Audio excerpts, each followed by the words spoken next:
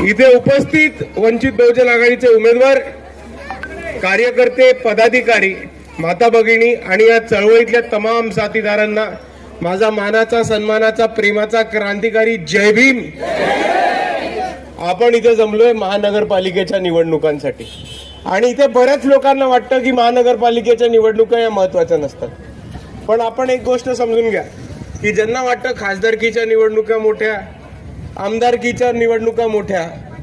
पण नगरसेवक काय करू शकतो, महानगरपालिका काय करू शकते, त्यांनी आपण एक गोष्ट समजून घ्यावी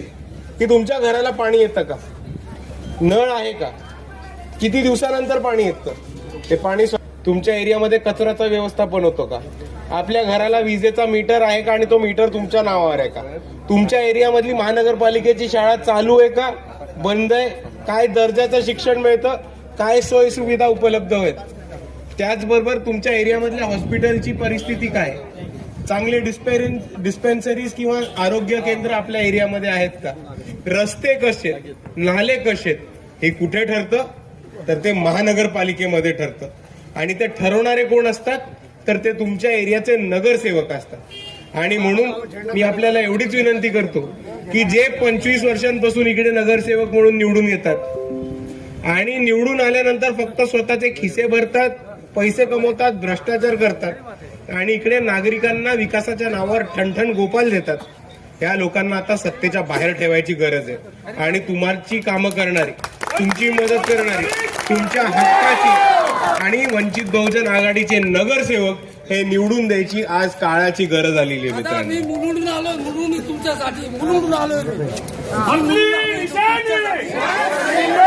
ऐका ना, मी तुमच्यासाठी अकोल्यावर आलो तर सांगते राहतो,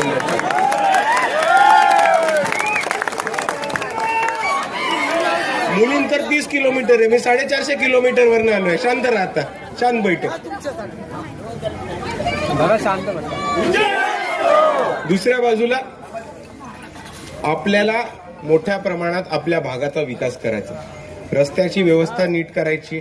स्वच्छ पिण्याचं पाणी आणायचं, एक चांगलं आरोग्य केंद्र आणायचं आणि मी वंचित बहुजन आघाडीच्या उमेदवारांतर्फे आपल्या सर्वांना गवाही देतो, आश्वासन देतो की वंचितचे उमेदवार निवडून आल्यानंतर प्रत्येकाच्या घराला दररोज स्वच्छ पिण्याचं पाणी, दररोज वीज पुरवठा आणि त्या विजेच्या मीटर आणि ते मीटर आपल्या नावावरती करण्याचं काम हे वंचित बहुजन आघाडी करणार। आपल्या इकडची जी महानगरपालिकेची शाळा आहे, ज्या शाळेची अवस्था खूप खराब झालेली आहे, ते शाळा सुधारून तिथे सोयी सुविधा उपलब्ध करून कॉम्प्युटर प्लेग्राऊंड लेकरांना देऊन, प्रायव्हेटमध्ये मिळतं, खाजगीमध्ये मिळतं, त्या दर्जाचं इंग्लिश मीडियमचं मोफत शिक्षण देण्याचं काम हे वंचित बहुजन आघाडीचे उमेदवार करतील आणि त्याच्यावर महत्वाचं, इथे मोठे संख्येने कंत्राटी कामगार राहतात। आता यांना मी सांगू इच्छितो की या महाराष्ट्रामध्ये कंत्राटी भरती थांबली पाहिजे आणि जे कंत्राटी भरतीवरती लेबर म्हणून काम करतात त्यांना परमनंट सरकारी नोकरी मिळाली पाहिजे। यासाठी जर कोणी आंदोलन केलं असेल तर ते वंचित बहुजन आघाडीने केलंय आणि आम्ही आजही आमच्या भूमिकेवरती ठाम आहोत की कंत्राटी भरती बंद करून या सरकारने या लोकांना परमनंट सरकारी नोकरी दिली पाहिजे आणि ते काम करण्याची आश्वासन वंचित बहुजन आघाडी आपल्या सर्वांना देते। दुसऱ्या बाजूला इथे खूप मोठ्या प्रमाणात झोपडपट्टी राहते आणि त्या झोपडपट्टीतल्या लोकांना इकडचे प्रस्थापित बिल्डर लोक अतिक्रमण म्हणून झोपडपट्टी उचू, झोपडपट्टी हटवू असे काय काय गोष्टी करत राहतात। 2001 मध्ये आपला सर्वे झाला होता आणि त्या 2001च्या सर्वेमध्ये आपल्याला हे सांगितलं होतं की ज्यांची सर्वेमध्ये नावं आली आहेत त्यांच्या घरावरती ती जमीन आणि ते घर, त्यांच्या नावावरती ते घर आणि जमीन केली पाहिजे। मी आपल्याला आश्वासन देतो वंचित बहुजन आघाडीच्या दोन्ही नगरसेवकांकडनं की वंचित बहुजन आघाडी सत्तेमध्ये आली आणि नाही आली तरी ती घरं आपल्या नावावरती करून देण्याचं काम हे वंचित बहुजन आघाडी करणार। दोन्ही उमेदवार अश्वजित दादा आणि इकडची टीम, ऐका, निवडणूक संपल्या, नगरसेवक निवडून आले नाही निवडून आले, सगळ्यात पहिले वंचित बहुजन आघाडीच्या तर्फे एक कॅम्प लावायचा, अधिकाऱ्यांना बोलवायचं, सगळ्या लोकांना बोलवायचं, त्यांचं रजिस्ट्रेशन अधिकाऱ्यांच्या डोळ्यासमोर करून घ्यायचं आणि ते प्लॉट त्यांच्या नावावरती करून घ्यायची जबाबदारी आपली।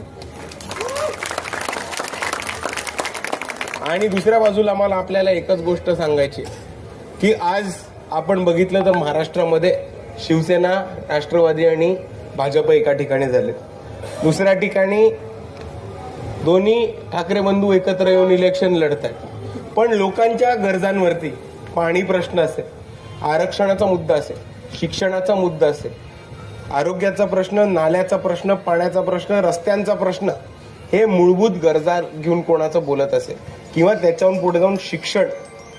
आरक्षण आणि इकडच्या वंचितांना न्याय मिळवून देण्याची भाषा जर आज कोणी या महाराष्ट्रामध्ये करत असेल तर तो फक्त एकच पक्ष आहे, वंचित बहुजन आघाडी. आणि म्हणून इकडच्या आपल्या वॉर्डाची विकास करायला, आपल्या एरियाचा विकास करायला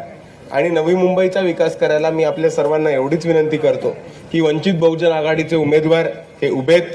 यांची निशाणी माहिती आपल्याला, वंचित बहुजन आघाडीकडनं भूषण कासारे साहेब आणि तसंच माया मानवरताई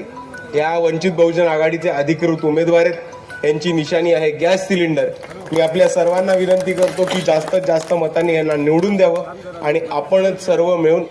आपल्या महानगरपालिकेवरती वंचित बहुजन आघाडीचा आणि तशाच आपल्या आंबेडकरवादी चळवळीचा निळा झेंडा फडकूयात. एवढं म्हणून मी माझे 2 शब्द थांबवतो. जय भीम, जय संविधान.